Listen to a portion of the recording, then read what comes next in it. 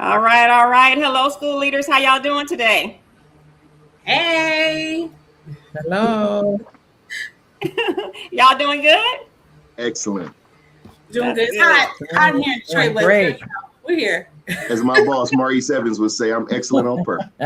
Excellent on purpose. I love it. I love it. Yes. Well, listen, we want to welcome Absolutely. everyone to our Collaborative Lens podcast, Conversations that Transform School Leaders. Today, we are talking about purpose driven leadership. And let me introduce our Collaborative Lens team. I'm Dr. Angela Taylor-Eccles. I'm the founder of ATE Educational Consulting. Our mission is to help school leaders keep their teachers in the field. Chantinique? Yes.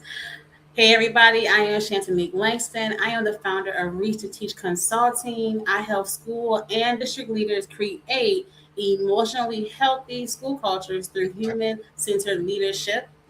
Because thriving schools begin with leaders who lead people well without sacrificing their own well being. Yeah, that's awesome. Cassandra? Hello, everyone. I am Cassandra H. Jenkins, and I am the founder and CEO of Little Comes Much Education Consulting, and I help leaders move from frustration to excellence in their systems of practice. Awesome. And we are the Collaborative Lens. And you notice that we have someone else on here, Mr. D'Angelo Alexander. He is our special guest for today. We are not going to bring him to the screen right now because we want Absolutely. to Welcome, share some welcome, of his welcome. powerful information for a little while later. So, D'Angelo, just say hello to everyone. Hello, everyone. It's a pleasure to be here. Okay, so we're going to introduce him a little later, but we always start each episode with data because data drives everything that we do, right? Lens people. So the data for today Well, is more than 411,000 teaching positions are either vacant or filled by someone who is not fully certified for the position. Right now in our nation, we have a teacher retention crisis. That equals approximately one in every 8 teaching positions nationwide. More than 6 million students are impacted by these shortages. This is by the Learning Policy Institute. So we need to do something as school leaders to keep our teachers in the field. Wouldn't you say, school leaders? Most Yes. definitely. absolutely. Yeah, we need to do something. And I want to share a scenario with Yeah. you. We always start our podcast with a scenario.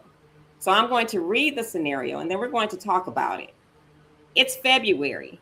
A school principal is reviewing staffing projections for the following school year.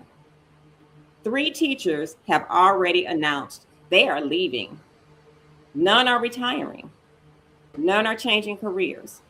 They're simply moving to another school. The principal is frustrated.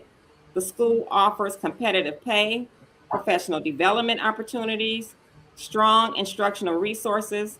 On paper, it seems like a great place to work, yet teachers continue to leave. When exit interviews are conducted, a common theme emerges. I just don't feel connected to where we are going. We are always busy, but I wasn't sure what we were building. I love the students, but I lost sight of the purpose. School leaders, have you experienced anything like this? Yes. As a teacher by day, you already know I have, yes, had those group chat conversations. Yes, absolutely. So, yes. Cassandra, as a principal, have you experienced Yeah. anything like this? Most definitely, yes. As a teacher, I've experienced that, but also as a school leader, I've experienced it happening throughout our district. Um, People have to be comfortable and have purpose for what they're doing, and so I think we all can relate that that is a common theme. Okay, absolutely. So, my question to the two of you before we get to D'Angelo, Mhm. what happens when schools become driven by initiatives instead of purpose? And how does purpose driven leadership become a retention strategy? And either one of you can hop in. Okay, so you want me to Well, go? I can. It Go doesn't ahead, matter. I can Chantinique. go. I can hop in. Okay, go ahead, Cassandra. Okay. Well, first of all, school leaders, if they're going to lead with purpose, then they have to be intentional about the systems that they set in place. For people to have purpose, they have to know where they're going. They have to know what we're working towards. And there has to be target goals set so that everybody is aware of the path that we're taking. And even beyond knowing why we're doing this, staff also needs to know why we're doing it this way. Because knowing the why is the starting point. But then when you have different people and different personalities you have to tap into, then you might be going on a path and it's not clear as to why you're going that particular way. As school leaders, there are things that oftentimes cannot be shared with the staff as to why you make certain decisions. Absolutely. However, you have to find that place with your staff where you can share with them, this is what we're doing, this is why we're doing it, and these are the goals that we need to meet. When people are aware of, okay, we're doing it this way because of these particular expectations and these particular steps, it takes away the anxiety, it takes away the uncertainty about what has to happen, and it makes people more comfortable because you can join as a team and work towards that goal. I love what you said. Join as a team. You know Yes. the saying, teamwork makes the dream work, right?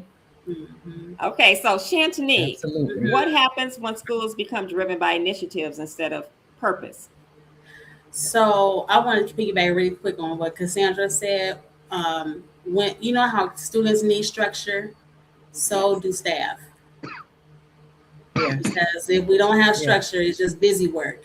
And so when I hear those those exit interview responses, I don't hear teachers saying that they no longer love teaching, and that's something I hear, on a regular basis. It's not that. I hear people who have become disconnected from the purpose, right? Yes. So the one statement you said Right. earlier, I just didn't feel connected to Mhm. to where we're going. To me, there's a lack of belonging. So to me, this is the Yes. emotional intelligent opportunity for leaders to really pay attention, because teachers don't simply want to just complete tasks and cross every I and dot every, cross every T and dot every I. They also Yeah. want to know that they're included in the initiatives, in the Right. purpose, right?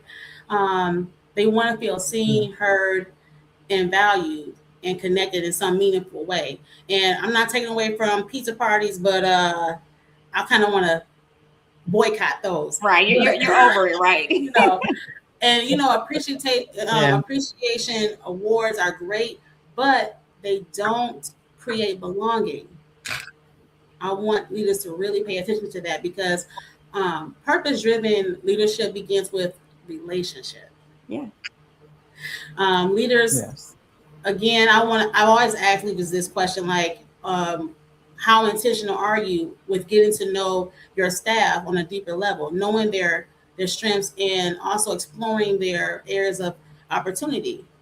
How often are you doing that? Because when you are able to invite that part in, they do have a sense now of, okay, I do belong here. They see where I can improve in, and they care about that. So how Yes. often do you have those conversations? Mm. And I feel like maybe the question shouldn't be like, how do we get teachers to stay? But it should be, have we created space for them to feel that they belong?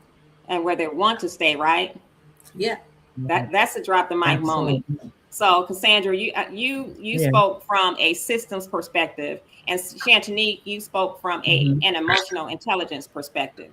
Do I want to stay here? Do I feel emotionally safe? And I'm going to talk from a teacher Mhm. retention perspective, right? Purpose creates stability.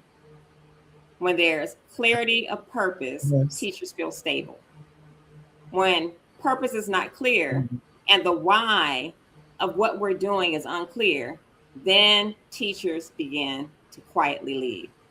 In our other episode, we talked about teachers quietly quitting. We have to have clear purpose. And with that being said, I'm going to bring D'Angelo up to the stage because D'Angelo Alexander is a phenomenal school leader. I have known D'Angelo for over 30 years. D'Angelo and I met in a master's program at Mary Grove College in Detroit. And then later we ended up working at the same school, Paul Robeson Academy in Detroit. And D'Angelo, wouldn't you say that was the best school ever? Ever. Ever. Like when Not I to be complicated. Go ahead, D'Angelo. Not to be redone ever again. Every staff member from that organization became a leader in their own realm. And a lot of our students are out there doing things, creative, great things, entrepreneurs. And so that atmosphere, and the parents of those students, we still have relationships with all of those. Hence why Dr. Angela Taylor-Eccles could give me a call, you know. It's Taylor-Eccles now, D-Lo. I'm sorry. My husband is watching this. Taylor, that's right. I'm sorry. Yes. But Yeah. D-Lo, I mean, we learned so much under Ray C. Johnson, who was the principal. Yeah. He taught us about purpose-driven leadership. He taught us about believing in your teachers, right, D-Lo? So before I dive in, I don't want to take your stage away. But D'Angelo, I want you, if you can, tell us about your journey to leadership. How did you become the phenomenal leader that you are today, and why did you want to be an educational leader? You know, because I did work under Ray, I learned how to accept those kind of compliments. Back in the day, I would be like, I'm phenomenal. I'm still working on it. But Ray taught us to embrace that and accept when people see something in you. I went into education because I wanted to be an elementary education teacher. I wanted to have fun at work, period. It's not that deep. I wanted to have fun at work and I wanted my summers off. Exactly. I can't say that I did have my fun and I still enjoy what I do. But since I've been working in education, I have never, ever had my summers off. And so when I remember going to school to be a teacher, and my family would talk to me and say, why are you going to teach? Ain't no money in teaching. Mm-hmm. And I was a youngster and I just had a way of getting people off of me. And I said, if I'm good, the money will come. Now, I didn't know anything about that statement, but that is one of the most true statements I probably have ever made. And I don't know where I got it from, but I got them off of me. And when I started teaching, spoken into existence is what happened. I willed it. And so working around great people, you can't help but rise to the occasion. And the staff at Paul Robeson was full of great people on top of receiving great leadership. Yes. People followed us. And because people were following us, we felt responsible as teachers. Yes. Ray created teachers in the classroom. And so I did not aspire to be an administrator, but because I was good at what I did, I was pushed to become an administrator. I remember I hadn't completed my program at Mary Grove yet, and I had an opportunity to be a leader for an Edison school. And I just knew that Ray was going to talk me out of it. And so I went to him, had a lunch. We were downtown at the Athenaeum, at Fishbones in part of the Athenaeum, and we were talking, and I said, well, I've been off given this opportunity. And I thought he was going to talk me out of it because Ray has a way with words, you know. He has a way with words. I just knew he was going to talk me out of it. He said, you know what? You just completed your 7th year as a teacher, and I don't have a leadership position for you. And the number 7 in the Bible is a number of completion. Number of completion. So I need you to go on to the 8th year of your career and do the continuum and multiply what we've done here at Paul Robeson Academy. It's time for you to go multiply what we've done at Paul Robeson Academy. We had a thing that we said at Paul Robeson. It was like, it's the Paul Robeson way. It's the Paul Robeson way. It's the way we did things. He's like, so your excellence has to go touch others because I don't have a position for you, unfortunately. Right. Yeah. You know what, D'Angelo, I don't mean to cut you off, but that's the same thing that happened to me when I left Paul Robeson Academy. I had the opportunity to go to a suburban district, and I went to Ray Johnson to tell him I was quitting, and I was crying like a baby. Like, you know, because I did not want to leave that environment that he created. That's right. I was crying so hard. He said to me, did somebody die? You know, I'm sorry. You know, did somebody die? And I'm like, no, I got a job in another school district. And he was, you know, he said to me, go ahead, take the opportunity. So you're right. A leader, a good leader will invest in their teachers, will encourage their teachers, will build them up and propel them on to who they need to be. And so, also, he what he did more than anything, he groomed us and then he pushed us. Yes. He groomed us. He prepared us because on the spot, he would call either one of us to lead an initiative. On the spot, he would have people would hire him to perform professional development, and he would tap us on the shoulder and say, I need you to go over here and do this. 2 days before and because of who he was, we would prepare ourselves and go knock it out and go do it. We felt like superheroes. Scared, all of that. But it helped build us to become the leaders that we are. So, you know, I be at Paul Robeson. I tell people all the time, I didn't leave because I was unhappy. Because if I was unhappy, I would be mad at myself because everything about Paul Robeson, I had a hand in helping to create. Oh, yes. Everything. Everything. So I loved it. I didn't want to leave like you, Angie. I didn't want to leave, but I was pushed to leave. And wherever I went, I always was working to try and create another Paul Robeson, which is hard. Yeah, it's hard. It's hard. Know, but you know, D'Angelo, it's in us. And so that's what we strive to do wherever we go. Right. Community, family, and just propelling our teachers to be the best they can be. So I love that about you, D-Lo. So let me ask you another question. How do you keep your schools? Oh, wait, 1 second. Before I do that. So what are you doing now? Right now? In leadership. I am. What am I doing to improve myself, or what am I doing? What is your role in leadership? Are you a principal now, or what are you doing? Yeah. Okay, great. So I just to finish my story real quick.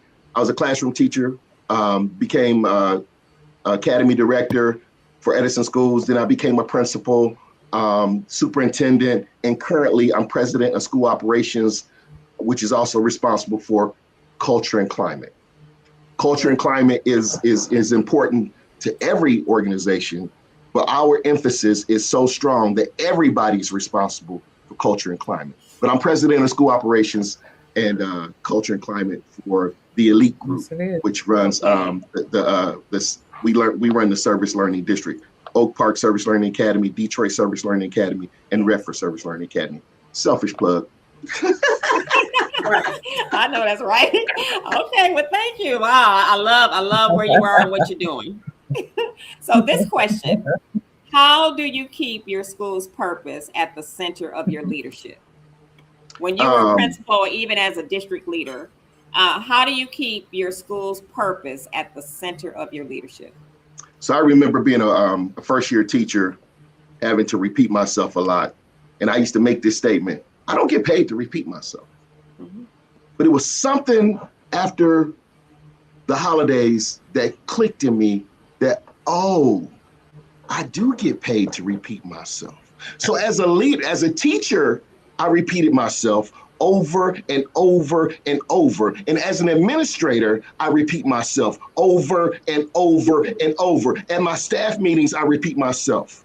In my parent meetings, I repeat myself. Mm-hmm. In my assemblies, I repeat myself. I repeat myself over and over and over. And you guess what happens when you repeat yourself? Guess what happens when pro athletes repeat themselves? Think about Kobe and how many shots he would shoot to practice over and over. Think about LeBron. Think about all of the great leaders, athletes.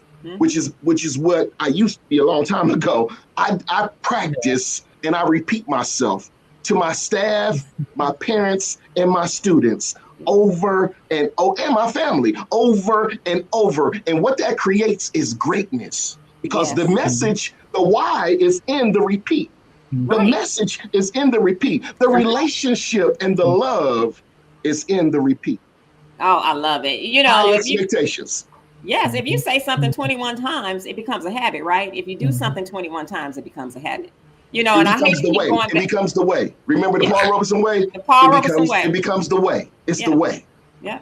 I hate to keep going back to Paul Robeson, but that's our foundation. That's right. You know, and we had a statement that said on time, on task, and on a mission. And that has taken us throughout our entire career. We're on time, we're always on task, and we're always on a mission. We're going to find a way to solve it, right, D-Lo? That's right. We're going to figure it out. We ain't running. We ain't scared. Chantinique and Cassandra, did you want to piggyback on any of that? I mean, it was so much that was said. I just want to go back to your former leader, your founder. To me, he is the example of what leadership is. Leadership is to serve. He literally used his time to serve you all, to build you up, to become the strong leaders you are today, to continue to run with the torch. And so that is important. Leaders, what does your leader, above you look like? You have to reflect. And you know what? I like to say, a lot of times what stunts growth is when people are selfish and stingy. And Ray Johnson was not stingy with the knowledge. No. Come on.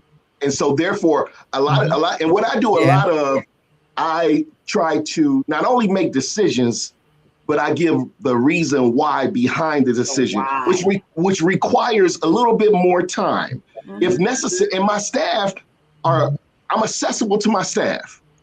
I have a relationship with my staff, no matter who they are, from the cafeteria to the hallways, custodial. All staff I am accessible to all of them because I truly do care, and they can feel the genuineness of the care. Yes. And sometimes, I'm gonna be honest, sometimes they tell me stuff I really don't want to know. Right. But they know that I care. Yeah. Like, I really didn't want to know that, but I got it. So let's work with it, Right. But you know what? Just like our parents, a lot of times our parents come upset. I remember, and I don't have a problem mentioning Ray's name because I do what I do because of who he was. I remember as a teacher, I watched him deal with parents, and what we learned is that he was a counselor before he became an administrator or a principal. So he will use his counseling skills. So parents would come to him mad, upset, angry, and like on my way taking my kids to a special, I see them mad and upset. And on my way coming back at 45 minutes later, I'm leaving the special with my kids coming back. And the same parent that was going in there cussing and mad is leaving out. Now, how do you like your greens, Mr. Johnson? I'm going to bring you a sweet potato pie. Thank you so much. They would leave. And I would be like, that's the same parent. Right. What did he do? Yes. And guess what he did? It was real simple. He listened. He listened.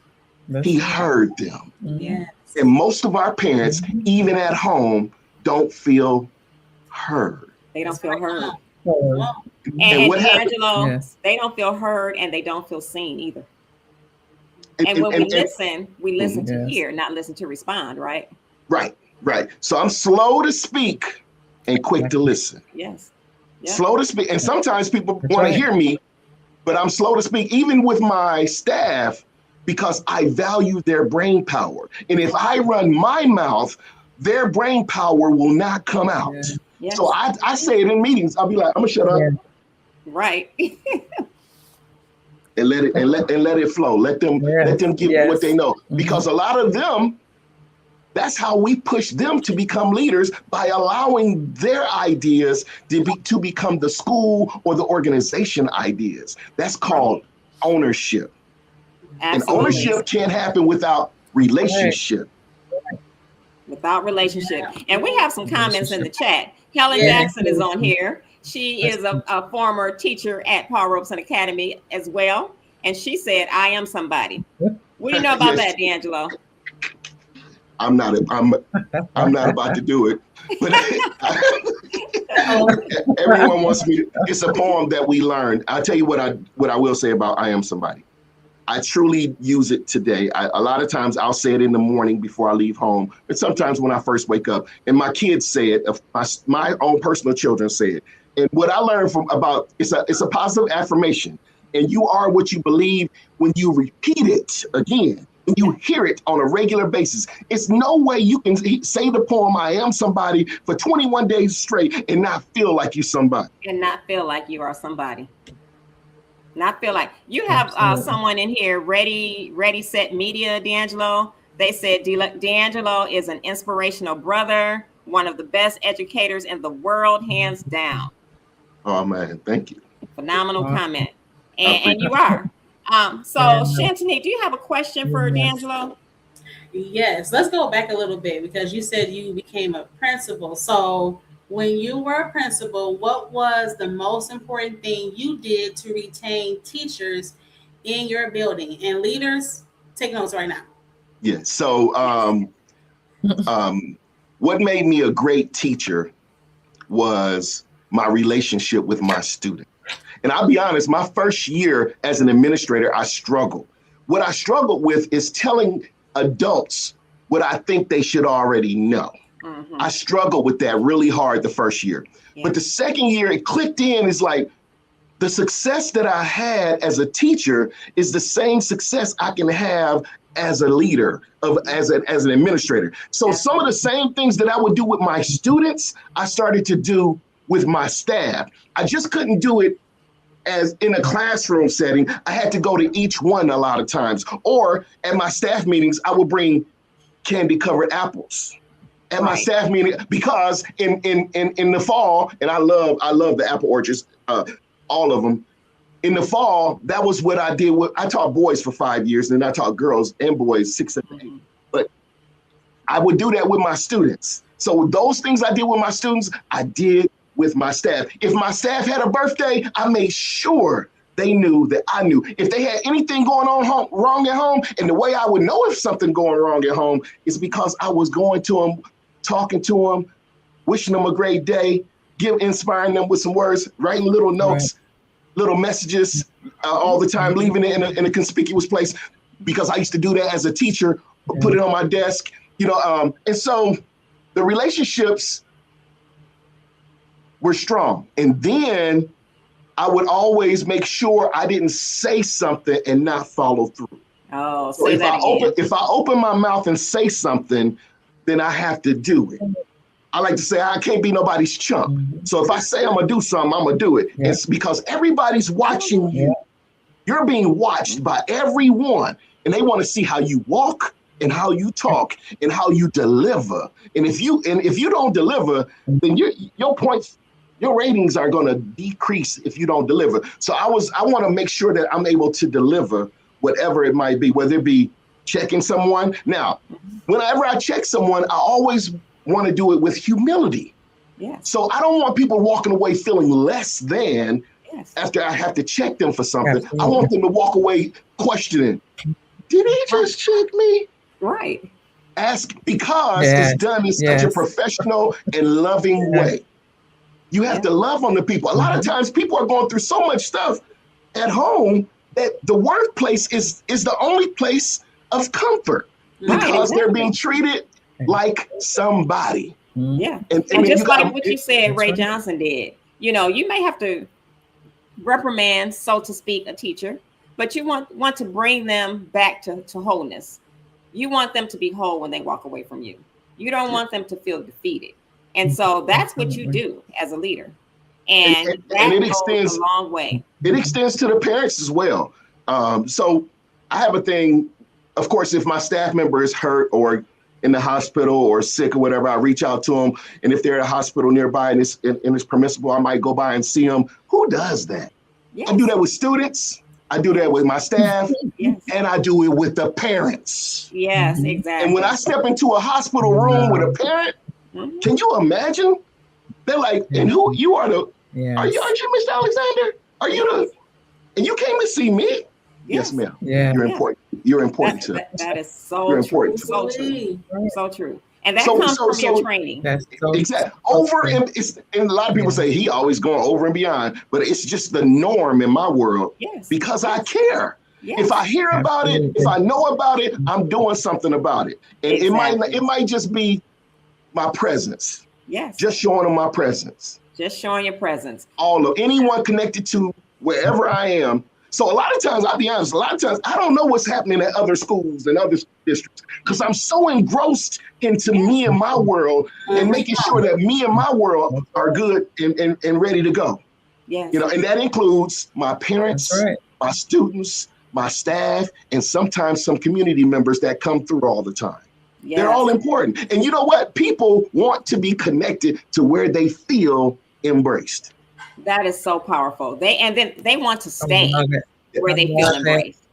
And that's where, you know, they talk about money, you know, money is not the answer. I'll be honest, we're not the highest paid. We have some high pay, but it's not about money. It's about relationship. Do people feel like, do they want to come to work? Angie, did you want to come to work at Paul Robeson? We couldn't wait to get to work. We couldn't wait. Yes. But Ray had to say, Absolutely. I'm shutting the doors. Y'all getting out of here tonight. Get out. Right. Because you know, we would be there till 7, 8, 9 o'clock at night. Shutting it We down. worked on weekends. We worked all summer because we wanted to be there. And, you know, that's how when I became a school leader, that's the same thing I did. You know, I was at school hours because I loved it.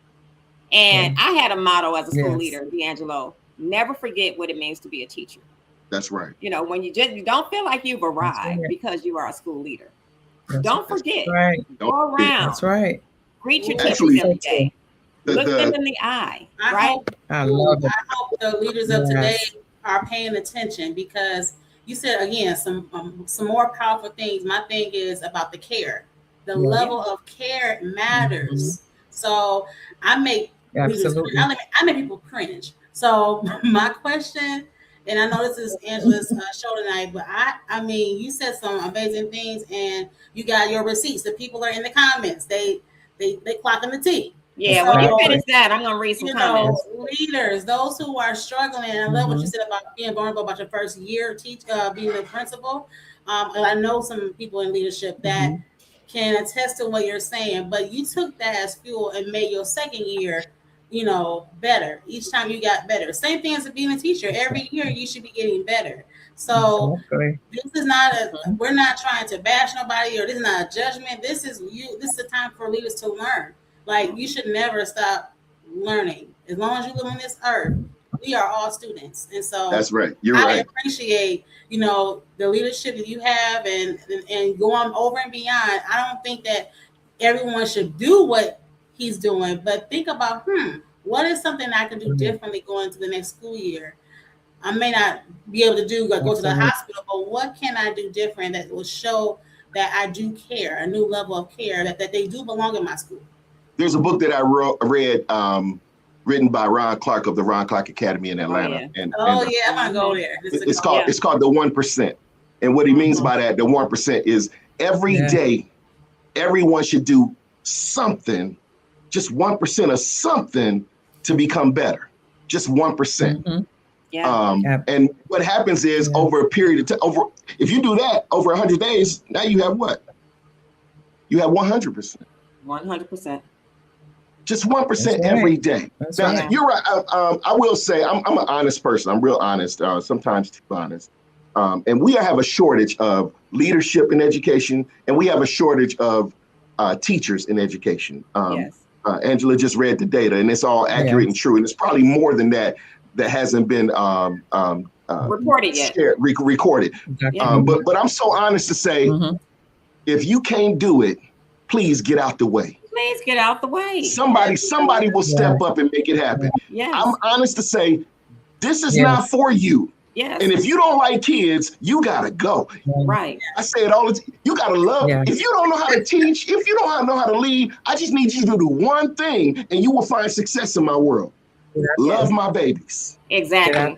You know, I always teach everything else, but love my babies from the heart. And if you can't love my babies from the heart, You got to go. You got to go with the quickness. Right. That's the quickest way for me to let you go. If you don't love if I feel like you don't love my babies, I'm like, oh, we need to talk. Let's have a conversation. Goodbye. Right. You know, I always say teaching is a calling, and I've been told I shouldn't say that teaching is a calling, but teaching is a calling. You know, either you are called to this ministry, that's what it is. You're called to this field, or you're not. And you're not into it for the money. You're into it for the lives that you impact and change. And I just want to read some of these comments, D-Lo. Walter, my husband says 100%. You're 100%. Marcus Eccles says personal mission statements are the psychological foundation for sure. We have, this is I think Felder. D-Lo, it's Felder. Don't forget to tell them how you roll up on parents in the hospital and on home visits to do wellness checks. Wow. Helen Jackson says yes. Walter says that's really the God in you. Pam says, wow, schools need more leaders like that. Pam says, I know that has to be rewarding. Mayberry. I was a man-to-man mentor with D-Lo and under Dr. Johnson's tutelage. And I have served as principal at Henry Ford High School and Hope Academy, and entrepreneur, founder, and exam experts. Honor to Dr. Johnson. Yes. He does great work. Great work. Yes. Henry Ford alumni. Awesome. Yeah. Absolutely. Cassandra, did you want to ask about something? Absolutely. I definitely want to piggyback on you talking about how people feel in your systems, because it's important that people feel nurtured and welcomed, and that they have a purpose on your campus. So I want to know, what kind of systems did you facilitate to make sure that your people were connected to your vision and your mission as their leader? You know, I'm quick to say it's not my vision, it's our vision. I always allow them being staff to have a part in the vision, so that there's a sense of ownership created. It's really important to value other people's brain power and to encourage them to share. A lot of times they're waiting on the leader to say something, and a lot of, if I say something too quick, they're like quick to say, that's what he wants. And that's not really the case. I want the best. And sometimes the best is not, the best ideas does not necessarily come from the leader. What the leader has to do is find the best answer and facilitate and infuse that best idea to everyone. So I think inclusion, and not just inclusion in special ed, but inclusion of all of our staff. That and what helps with inclusion is having a relationship. It's so, I mean, this business is a relationship business, and those that cannot create positive relationships don't need to be in this business. So you have to be a servant leader, which means you have to give up yourself. So a lot of days I am wore out. Right. Not because I've been doing something physically, but my mind has been working so much trying to serve everyone. Yes. Serve from my administrative assistants. Everyone gets served. Why? Because if you serve them, then they'll take care of your people and serve your students and your parents, who are your number one customers. And you know what? As a servant leader, you also have to remember to take care of yourself. You know, and that's one thing I had to learn as a principal. When I first became a principal, I was working 18, 20-hour days, and I was exhausted. You know, so I had to manage my time better. I had to schedule time to rest. I had to schedule some time to be in my office with the door closed for about 15, 20 minutes, you know, but you have to take care of yourself, because you cannot pour from an empty cup. And I'm sure you learned that as a school leader, D-Lo. No doubt. You know, quickly, when you said that, I can't help but think about when we get on the airplane, they say in case of an emergency, make sure you put your mask on first. Yeah. Before you help someone else. Absolutely. And my grandfather used to say all the time, because I used to call myself contributing, helping, bringing my little duckies to the table, he would say, son, did you take care of yourself? Because you can't help nobody until you help yourself. Exactly. So self has to be taken care of so that you can be here to serve others. Yeah. You're no good if you're no good if you can't help yourself. If you can't walk, talk, breathe, and take care of yourself, then you're a hindrance to everyone else. So you want to take care of yourself so that you can be a servant to others. We have more comments. Rod Brenton said, taking care of self is key. Marcus says, self-preservation. Take care of yourself. And Yes. D-Lo, I have one more question for you. Yes. How do you communicate purpose intentionally throughout the year? And what I mean by that, in September, we're excited as a school family. We're hyped. We got this. By November, we're getting a little tired. By February, some teachers are questioning whether or not they even want to stay. So how do you communicate purpose intentionally throughout the year? So like when I said how I enjoyed being a teacher and those things that I did with my students, well, you have to find a way to do those things with your staff. Constant incentives, constant celebrations, letting people know that they're doing a great job in certain areas all the time.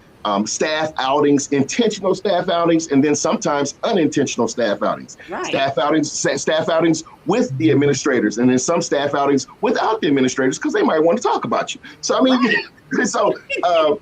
creating that and just being real, just creating that atmosphere where people can't wait when work is their second home.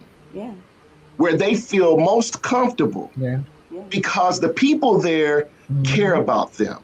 Exactly. And when they need, when staff are having rough times, if you know your staff, you should be able to look at them and say, I need to holler at Angela later because I saw a look on her face that normally I don't have. Exactly. And then you check in with her, and just checking in, they may or may not share what they're going through, but just checking in shows a sense of care because you've gone over and beyond and out of your normal way to come and say, hey, what's going on? You okay?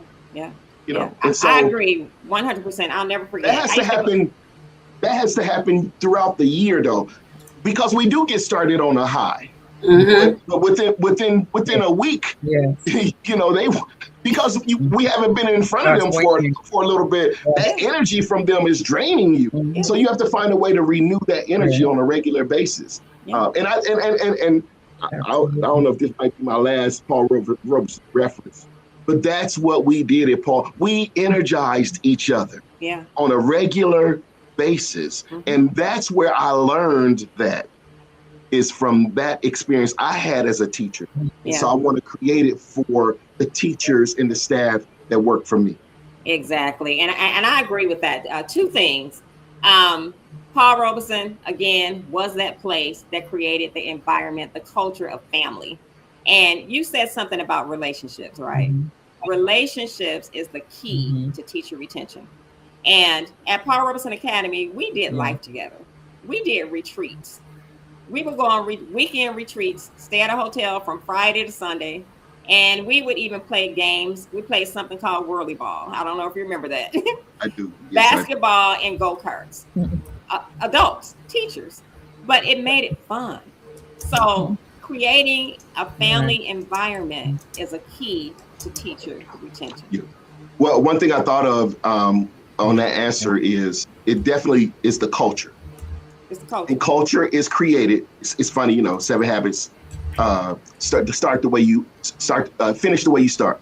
Yeah. And what I'll say is culture is created through repetition. Doing the same thing over and over, especially if it works, and especially if that's the outcome that you want. So a lot of repetitive things are happening over and over so that you can create that positive culture. Because learning can't take place until you have a positive culture. You got a lot of places trying to teach, but they don't have a culture where the students can listen and learn. And so, before we start with academics every year, we go through conduct college where we teach the students how to walk in line, how to line up, how to raise your hand for this? How the hand signals that we have? We go through that 2 weeks before we touch academics, because once you establish the positive culture, now learning can take place. Learning can take place. That's a drop the mic moment. And on that note, I'm going to ask Cassandra and I'm going to ask Chantinique, do you have anything else you want to add to this conversation? We're bringing it to a close. No, I don't. I had just I sent you a message about the last question that we should ask him about a high turnover. Yes, let me ask that. That's question. The only thing I would. Go ahead and ask that question. Okay, so what advice would you give a leader experiencing high teacher turnover during this season? There's a lot of reasons for high turnover. I will say that people don't quit organizations. People quit people. And so you need to look in the mirror and check yourself and see why they're leaving. Because if you have a quality relationship with them, and this might be one of the moments where I got to be honest and say, you need to get out the business. Yes. Yeah. Because if people are leaving you, they're leaving because you are the reason. You are the reason. If you got a teacher that's leaving and you can't have a conversation with, so why are you leaving? Exit interview. And they give you honest answers, and you can't look in the mirror and say, oh, that's because of me. Houston, we have a problem. Yeah. So honesty, looking in the mirror and changing yourself so that people can be embraced and loved and received and not leave, but want to be there. Yes. Walter said that's a mic drop. That's Walt, baby love. Right. And so that is so true. Sometimes we wonder why some schools have a revolving door of teachers and other schools have teachers to stay for many years. It is the leadership. You had a mic drop moment when you said they don't quit the school, they quit people. Right. You need to put that on plaque. Yes. Seriously, you need to put that on plaque. That's a trademark. True. So today we explored teacher retention through 4 lenses. The first one is my lens, teacher sustainability and retention. It happens when schools leaders have clarity of purpose. And then Chantinique's lens is emotional intelligence. Purpose strengthens emotional intelligence and helps leaders create emotionally healthy environments. And then Chantinique's lens is systems. Purpose creates aligned systems that reduce overload and increase clarity. And D'Angelo's lens. Purpose becomes real when leaders intentionally build cultures where teachers feel valued and supported. So today, every episode, we always give our viewers a leadership move.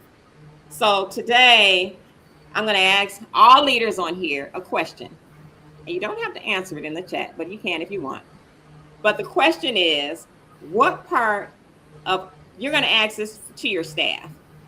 What part of our school's purpose feels most alive right now? Do they know the school's purpose? And if they do, what part of the school's purpose feels most alive right now? It might be September, it might be November, it might be February, it might be June. What part of the school's culture feels most alive right now? Because retention doesn't begin with keeping teachers. It begins with connection to purpose. And that's what we've been talking about today.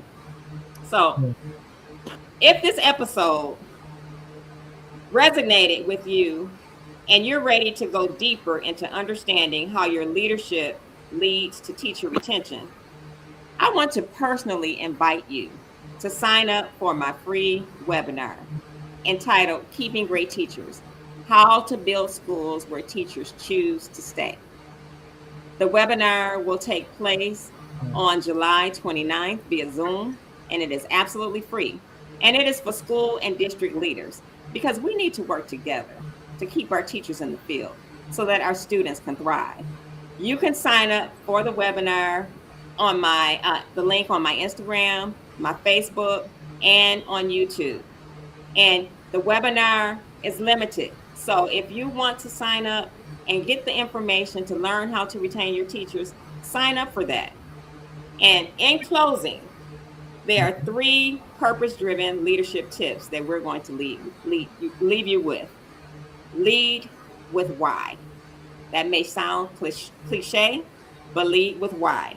Before introducing a new initiative, explain why it matters for students and teachers, not just what needs to be done. And I know all of you have been in a school where there's an initiative and the teachers are saying, why do we have to do something else? Yeah. Tell me, have you experienced that? Yeah. Any of you, D-Lo, Chantinique? Oh, yeah. Most definitely. As a leader, Yes. and Yes. even as a leader, you may have teachers who say, okay, I'm going to do this. But they go in their room, they close their door, and they do what they want to do. Unless they have the kind of culture that we've talked about, the purpose-driven leadership. We're family. We're going to succeed. As Ray Johnson would say, we're on time, we're on task, we're on a mission. We're going to make this happen. So lead with why. When teachers understand the why, they will do anything for that school leader, even if they're mad at you. And then the second tip is celebrate purpose. Every week, recognize one teacher by connecting their work to your school's mission and impact on students. Celebrate them. And like Chantinique, you said, you're so tired of pizza parties. Let's have some authentic celebrations. You know, like D-Lo said, he acknowledged teachers on their birthday, made it a big thing. You know, sometimes teachers may not have anybody else who celebrate them, but they know that when they come to work, they're going to be celebrated. And then the third tip is align every decision to your purpose.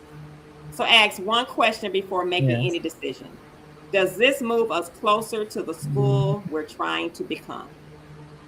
If it's not, let's get rid of it. Right? That's right. Any comments on those? Chantinique, D-Lo, or Cassandra? No, you hit it on the head. This was great. It was a very rich conversation. Yeah.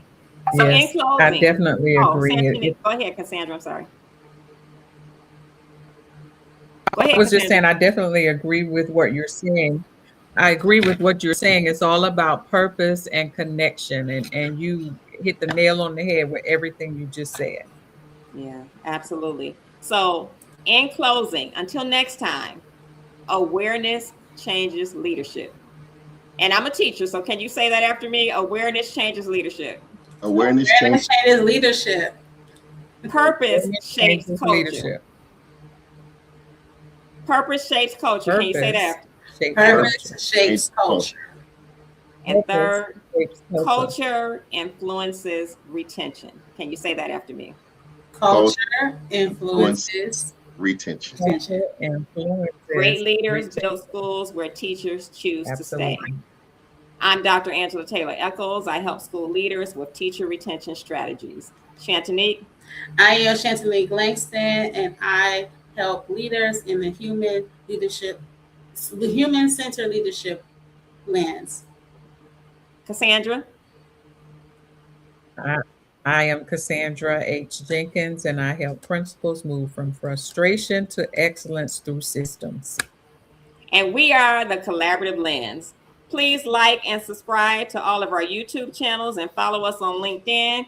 We would like to thank D'Angelo Alexander for joining us this evening and sharing his wealth of school leadership experience with us. Thank you Until next time. Until next time, lead with why, celebrate purpose, and align decisions. Please join us on July 28th for episode 4, where we will talk about why great teachers stay, lessons from successful leaders. We're going to have a couple of more guests. And D'Angelo, I just have one question for you. You mentioned that you played sports. Oh, yeah. Okay. What did you play? Basketball, football, and baseball. I was running back in football. That probably was my number one sport. Yeah. Okay, great. So I don't like to lose anything. Right. I like to win you're look, competitive. even when I lose, I win because I figure out what happened and come back in another way. I know that's right. Come on. Well, we want to thank you, D'Angelo, for joining us today. And we just wish you the best. Well, And thank we you so wish much. that we had more leaders like you so that Yeah. teachers can stay in the field. Yes. Was our responsibility to create them. Yes.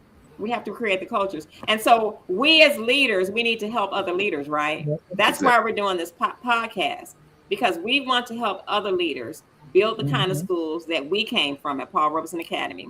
On time, on task, and on a mission. Yeah. And Shannon Hill said, on time, on task, on a mission. Pamela Taylor said this was an awesome conversation. And we're going to leave on that note. Thank you, everyone. Have a great evening. Yeah. All right. Bye.